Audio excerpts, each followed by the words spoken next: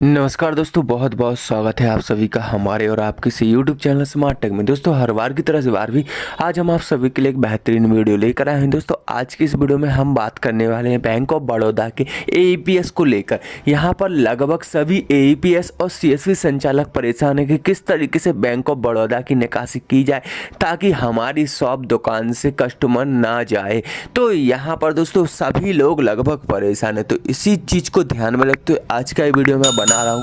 Video के साथ अंत तक बने रहिएगा। साथ ही साथ चैनल पर नए हो तो चैनल को भी जरूर सब्सक्राइब कीजिएगा। तो चलिए दोस्तों, वीडियो की शुरुआत करते हैं। दोस्तों, यहाँ पर सबसे पहले तो मैं आपको कुछ जरूरी चीज़ें बता दूँ बैंक ऑफ बड़ौदा से रिलेटेड। यहाँ पर बहुत से एईपीएस संचालक और सीएसवी संचालकों का कहना है किसी भी तरह का मल्टीपल ट्रांजैक्शन नहीं करते हैं, लेकिन फिर भी उनका डिवाइस ब्लॉक हो जाता है। तो यहाँ पर मैं उनको जानकारी दे दूं कि देखिए, अगर आप किसी भी तरह का स्लिप यानी कि मल्टीपल ट्रांजैक्शन नहीं करते हैं तब भी आपकी डिवाइस बैंक ऑफ बड़ौदा की ब्लॉक होगी। अगर आप एईपीएस के थ्रू बैंक ऑफ बड़ौदा का कभी भी पैसा निकालने का ट्राई भी करोगे, ठीक है ना दोस्तों। इस वीडियो में मैं जो आपको जानकारी दे रहा हूँ वो मेरे एक्सपीरियंस के आधार पर है, तो इसीलिए मैं गारंटी ले सकता हूं कि अगर आप यहां पर मल्टीपल ट्रांजैक्शन भी नहीं करेंगे तब भी आपके बैंक ऑफ बड़ौदा की आईडी एईपीएस द्वारा डिवाइस ब्लॉक होनी ही है, क्योंकि यहां पर बैंक ऑफ बड़ौदा चाहता ही नहीं है कोई भी एईपीएस संचालक या फिर सीएसवी संचालक बैंक ऑफ बड़ौदा के कस्टमर के अकाउंट से विड्रॉल करे। अब ऐसा क्यों है, सबसे पहले तो इस चीज को समझिए। देखिए, बैंकों की मेन जो कमाई होती है वो होती है अकाउंट होल्डर के अकाउंट में पैसे पड़े रहने के कारण। तो यहाँ पर क्या होता है कि मान लीजिए बैंक ऑफ बड़ौदा के 10 कस्टमर है, 10 कस्टमर के अकाउंट में 500 रुपए पड़े हुए हैं।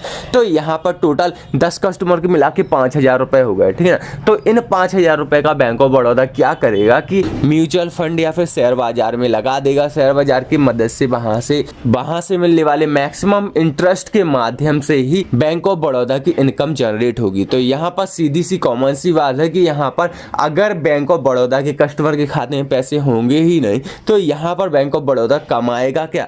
तो यहाँ पर इसी चीज को ध्यान में रखते हुए जब से एईपीएस आधार निकासी का सिस्टम चला है तभी से लगभग सभी बैंक इसी टॉपिक पर परेशान कि जो गरीब वर्ग के लोग हुआ करते थे वो तो अपने अकाउंट में पैसा छोड़ दिया करते थे 1500 रुपए। तो ऐसे में बैंक जो होता था उनके पैसों के थ्रू कोई ना कोई इंटरेस्ट अर्न करता रहता था। लेकिन अब जब से एईपीएस चला है तो कस्टमर सोचता है कि भाई 500 रुपए भी अकाउंट में है ना, तो उन्हें भी निकाल लिया जाए। तो इसी चक्कर में बैंक ऑफ बड़ौदा को काफी लॉस हो रहा है। तो बैंक ऑफ बड़ौदा ने यहाँ पर एईपीएस के थ्रू आधार निकासी को ही कम कर दिया है। मतलब कि अब डायरेक्ट बंद तो कर नहीं सकता है क्योंकि आरबीआई की रूल वगैरह होते हैं, इसीलिए यहाँ पर कुछ चापलूसी निकालकर बैंक ऑफ बड़ौदा एईपीएस संचालकों को लेन देन नहीं करने दे रहा है। अब यहाँ पर दोस्तों मुझसे काफी लोग पूछते हैं कि सर आपका यहाँ पर बैंक ऑफ बड़ौदा की निकासी कैसे होती रहती है, जबकि दोस्तों यकीन मानिए मेरी सिर्फ एक बार ही डिवाइस ब्लॉक हुई थी। उसके बाद मैंने न्यू जब डिवाइस ली तो मैंने कुछ यहाँ पर रूल्स और रेगुलेशंस को फॉलो किया, जिसकी मदद से लगभग आज मुझे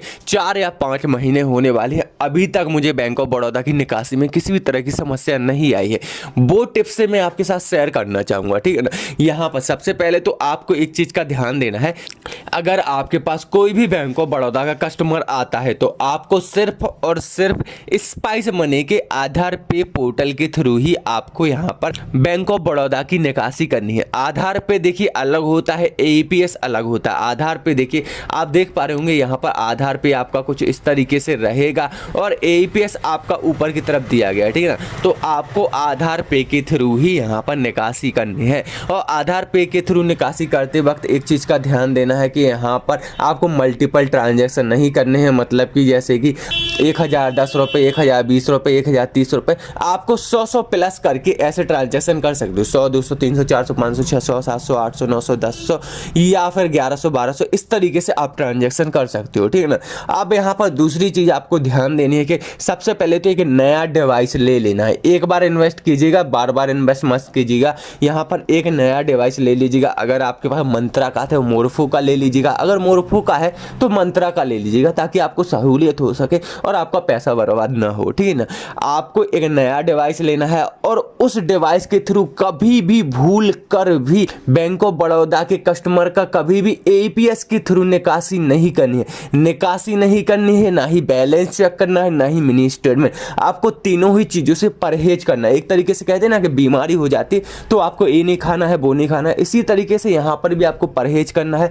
यहाँ पर ना ही आपको कभी भी उस डिवाइस के माध्यम से, नई डिवाइस के माध्यम से किसी भी कंपनी के एईपीएस के थ्रू चेक करना है, ना कैश विड्रॉल करना है, ना ही मिनी स्टेटमेंट निकालना है। तो इस चीज का विशेष ध्यान रखें। अगर आप बैंक ऑफ बड़ौदा के कस्टमर का एईपीएस के थ्रू किसी भी तरह की निकासी वगैरह करते हो एईपीएस के थ्रू, तो आपकी आईडी 100% दोबारा ब्लॉक होने वाली है। तीसरा यहाँ पर फॉर्मूला मैं आपको बता देता हूँ कि यहाँ पर आपको सबसे पहले तो करना क्या है कि बैंक ऑफ बड़ौदा में जाना है, वहां पर एक अपना सेविंग अकाउंट ओपन करवा लेना है, ठीक है ना। सेविंग अकाउंट ओपन करवाने के बाद सिंपली आपको यहाँ पर अपने प्ले स्टोर, मोबाइल के प्ले स्टोर में जाकर वहां पर भीम आधार पे बैंक ऑफ बड़ौदा यहाँ पर डाउनलोड कर लेना है।